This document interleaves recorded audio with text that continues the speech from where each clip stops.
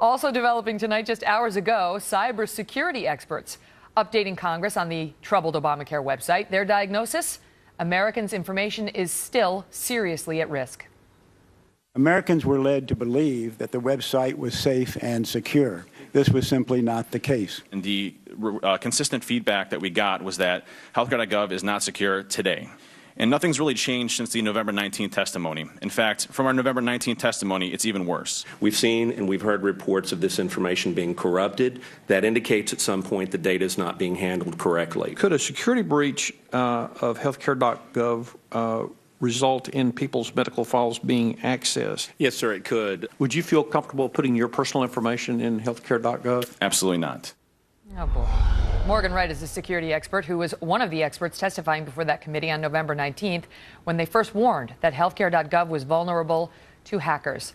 And I want the audience to know that we already discussed on this show, if your information gets hacked on Healthcare.gov, they don't have to tell you. They tried to submit a bill through Congress that would make them have to tell you. It's not going anywhere. The Democrats won't support it. So we do need to know how vulnerable we are when we go on Healthcare.gov. Morgan, what was the big takeaway from today?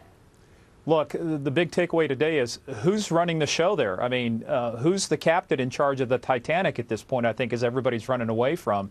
Nobody's in charge. I mean, this is the gang that can't shoot straight. They can't fix the problems. And you know what? Security is not a bolt-on. It's not an after-the-fact thing.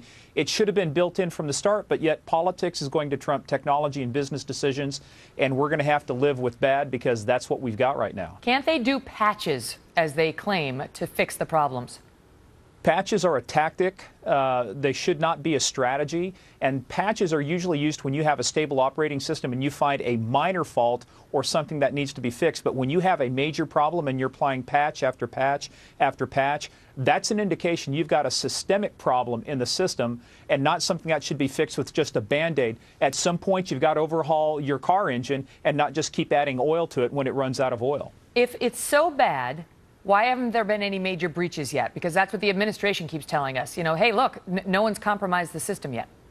Look, they don't know what they don't know. They haven't done a full end-to-end security assessment. In fact, Teresa Fryer, who testified today, back in September, recommended the denial of an authorization to operate because they could not get a handle on the security issues of that site. And to date, there still has not been an end-to-end. And when you're doing, as you said, Megan, patch after patch, and we're doing all these changes, how can you do an end-to-end security assessment of something that's changing basically every day? They have never done it. So when they say there's been no breaches, hey, look, if I'm a bank robber, I'm waiting until the bank's built before I rob it. There's nothing in there that's valuable right now besides the data. But when you build the reconciliation systems, the payment systems, wait till you see the fraud happen. That's an interesting point. Morgan, thank you.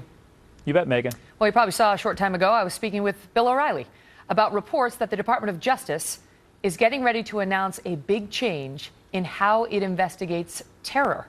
Up next, our two experts offer their thoughts on what this means for our security. Plus, one day after the Senate suggests the State Department should take the blame in the murder of 4 Americans in Benghazi, is Secretary Hillary Clinton in new trouble politically? And is President Obama getting ready to meet with Pope Francis?